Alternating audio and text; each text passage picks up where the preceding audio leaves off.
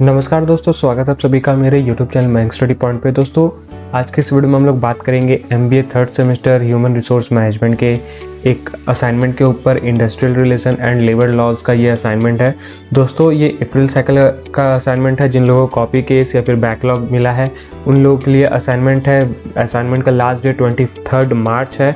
तो आप लोग जितना जल्दी हो सके अपने असाइनमेंट को प्रिपेयर करो और जल्दी से जल्दी सबमिट करो, वरना आप सबमिट नहीं कर पाओगे और नेक्स्ट अटेम्प्ट पे आपको इसके लिए पैसे भी देने पड़ेंगे। दोस्तों वीडियो में आगे बढ़ने से पहले मैं आप सभी को NMIMS के कुछ गाइडलाइन बता देता हूं जो आपके असाइनमेंट के ऊपर बेस्ड हैं। पहले तो ये कि आप अपना असाइनमेंट किसी को भी शेयर मत कीजिए। आप अपना असाइनमेंट 0% कॉपी फ्री बनाइए। आपके असाइनमेंट में 1% का भी कॉपी आता है तो आपको कॉपी केस का इशू फेस करने को मिल सकता है। दूसरा कि आप अपने असाइनमेंट पे अगर किसी तरह का पिक्चर यूज़ कर रहे हो तो नॉन कॉपीराइट पिक्चर यूज़ कीजिए, वरना मत कीजिए। अगर किसी तरह का लिंक शेयर कर रहे हो तो लिंक शेयर करना भी बंद कर दीजिए। लिंक शेयर मत कीजिए। लिंक शेयर करने से प्रॉक्टर को ऐसा फील होता है कि आपने आंसर कॉपी करके लिखा और विदाउट चेकिंग आपको कॉपी केस दे दिया जाता है। तो लिंक बिल्कुल अवॉइड कीजिए शेयर करना। अब बात करते हैं कि आप लोग किस तरीके से अपने असाइनमेंट को प्रेजेंट करोगे ताकि आप लोग अच्छा स्कोर कर पाओगे। तो आपको जो फॉन्ट दिया हुआ है वो फॉन्ट का यूज़ करना है, एरियल या फिर टाइम्स न्यू रोमन, जो आपको क्वेश्चन में बता दिया गया है। फॉन्ट साइज उसका 12 होना चाहिए। आप लोग उनके बीच के सेंटेंस गैप को थोड़ा सा मेंटेन कर सकते हो। वहाँ पे गैप 1.5 का रख सकते हो आप, वो बहुत अच्छा लगेगा। आप लोग पेज मार्जिन को नैरो कर सकते हो तो भी अच्छा लगेगा, प्रेजेंट अच्छा होगा। उसके बाद आप लोग को आंसर जो है, आंसर पैटर्न आपको इंट्रोडक्शन, बॉडी एंड कॉन्सेप्ट और कंक्लूजन के पैटर्न में आपको आंसर्स लिखने हैं। और जो आपका 1000 का वर्ड लिमिट है 1000 और 500 का, तो जो 1000 वर्ड्स के जो क्वेश्चंस होते हैं उसमें आप लोग मिनिमम 900 वर्ड्स लिखिए और मैक्सिमम 1100 वर्ड लिखिए। इससे ज़्यादा कम मत लिखिए। आप इतने में ही लिखिए, आपको नंबर अच्छे से मिलेंगे। जो 500 वर्ड लिमिट होती है उसमें 450 वर्ड्स आप लोग मिनिमम लिख सकते हो, 550 वर्ड आप लोग मैक्सिमम लिख सकते हो।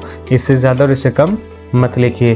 तो ये सारे कुछ पॉइंट्स थे। आप लोग को किसी सेंटेंस को अगर हाईलाइट करना है तो किसी कलर का यूज़ मत कीजिए। आप वहाँ पे बोल्ड का यूज़ कीजिए, बोल्ड बटन का यूज़ कीजिए ताकि आप लोग उसे हाईलाइट कर सको।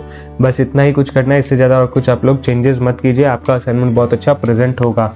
तो ये कुछ गाइडलाइन और ये कुछ टिप्स थे जो आप लोग अपने असाइनमेंट के लिए कर सकते हो। अब हम लोग अपने क्वेश्चन की तरफ बढ़ते हैं।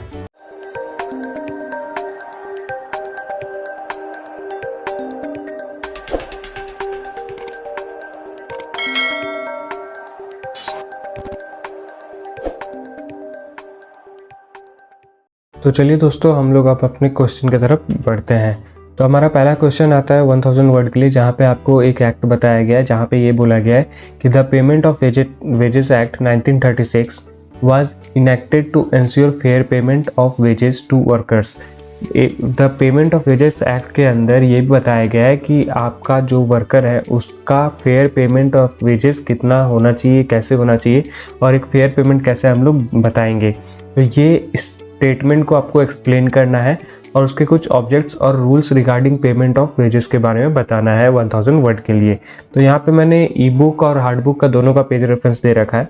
आप लोग को अगर ई बुक के अपने आंसर से थोड़ा सेटिस्फेक्शन नहीं मिल रहा तो आप लोग एक्सटर्नल सोर्सेज का यूज़ कर सकते हो।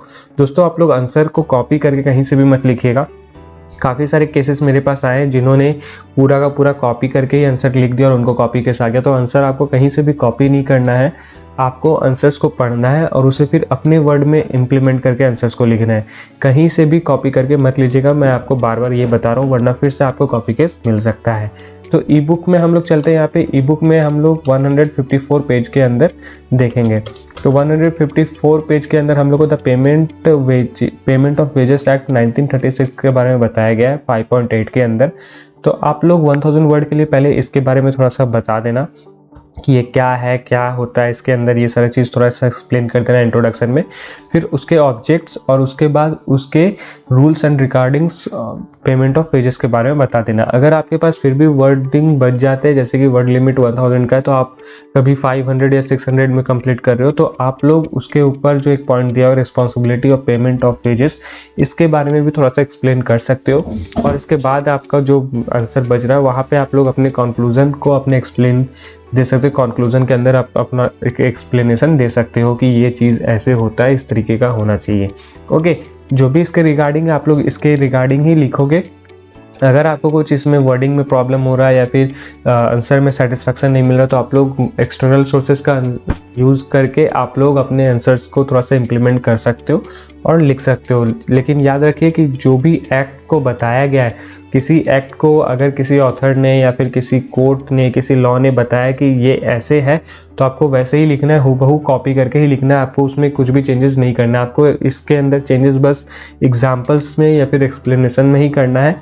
और कहीं भी एक्ट अगर बताया और एक्ट का कुछ कोड दिया हुआ है तो उसको चेंजेस नहीं करना है उसके अंदर, उसमें आपको कॉपी केस नहीं आएगा। ओके, तो ये आपका क्वेश्चन नंबर 1 हमने आपको सॉल्व करके बता दिया कि आपको कंटेंट क्या क्या लिखना है, वो भी बता दिया। अब क्वेश्चन नंबर 2 की तरफ बढ़ते हैं। तो दोस्तों क्वेश्चन नंबर 2 में आपको क्या बताया गया कि आफ्टर इंडिपेंडेंस, यानी कि आपके आज़ादी के बाद इंडस्ट्रियल रिलेशन इन इंडिया का इंडस्ट्रियल रिलेशन में जो भी कैरेक्टरिस्टिक्स चेंज हुआ है, गेन हुआ है, उसके बारे में आपको एक्सप्लेन करना है।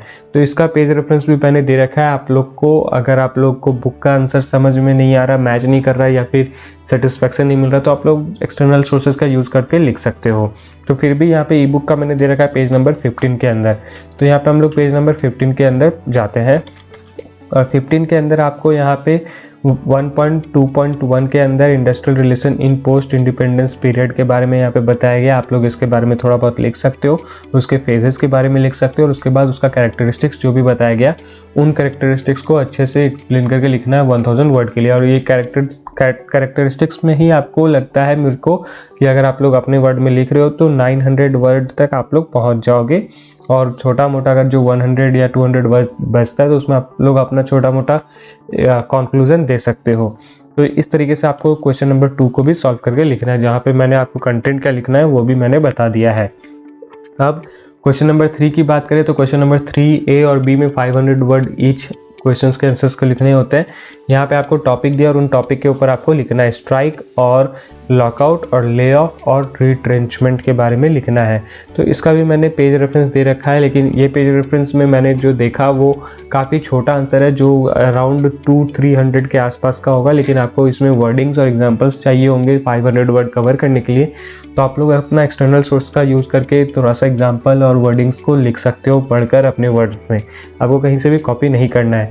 तो ई बुक और हार्ड बुक दोनों का पेज रेफरेंस मैंने यहाँ पे दे रखा है 189 पेज के अंदर। तो ई बुक में हम लोग 189 पेज में चलते हैं और वहाँ पे हम लोग को provisions for strikes and lockouts के बारे में बताया गया है। इन सभी को पढ़िए और इसे अपने वर्ड में लिखिए। दोस्तों ये जो भी ब्रैकेट के अंदर दिया हुआ है, यानी कि आपको एपोस्ट्रॉफी कॉमा के अंदर जो भी बताया गया उसमें आपको किसी भी तरह का चेंजेस नहीं करना है। इस चीज़ में चेंज नहीं करना है, लेकिन उसके बाद अगर आप जो पढ़ रहे हो एक्सप्लेनेशन उसके अंदर अगर आप चाहो तो चेंज कर सकते हो। लेकिन जो भी लॉज है उसमें किसी तरह का चेंजेस मत करना, क्योंकि वो एक लॉ बताया गया है और उसमें हम लोग किसी तरह का चेंजेस नहीं कर सकते। वो सही नहीं है, वो रूल के खिलाफ है। आप लोग अगर रूल लॉज में चेंज करते हो तो उस लॉ का मतलब दूसरा हो सकता है। लॉ में चेंज मत करना, इसमें आपको कॉपी केस नहीं आएगा अगर आप लोग इसे कॉपी करके लिख रहे हो तो। लेकिन उसका जो एक्सप्लेनेशन है, उसका जो एग्जाम्पल्स उसमें दिया होगा उसको आप लोग चेंज कर सकते हो। तो स्ट्राइक और लॉकआउट ऊपर है और ले ऑफ और रिट्रेंचमेंट के बारे में नीचे बताया गया है। आप लोग इसे पढ़िएगा और इसे अपने वर्ड में लिखने का कोशिश कीजिएगा। आप लोग एक्सटर्नल सोर्सेज का यूज़ करके कुछ वर्डिंग्स को यूज़ कर सकते हो, लेकिन कॉपी नहीं करना। ओके, तो ये मैंने 3A और 3B के बारे में बता दिया। तो दोस्तों आज के लिए बस इतना ही। उम्मीद करता हूँ कि आप सभी को मेरा वीडियो पसंद आया होगा। तो ये वीडियो ज़्यादा से ज़्यादा लोगों तक शेयर कीजिए और उन तक ये वीडियो ज़रूर पहुँचाइए जिनको इस चैनल की बहुत ज़्यादा ज़रूरत है। तो वीडियो को पूरा देखने के लिए आपका बहुत बहुत धन्यवाद।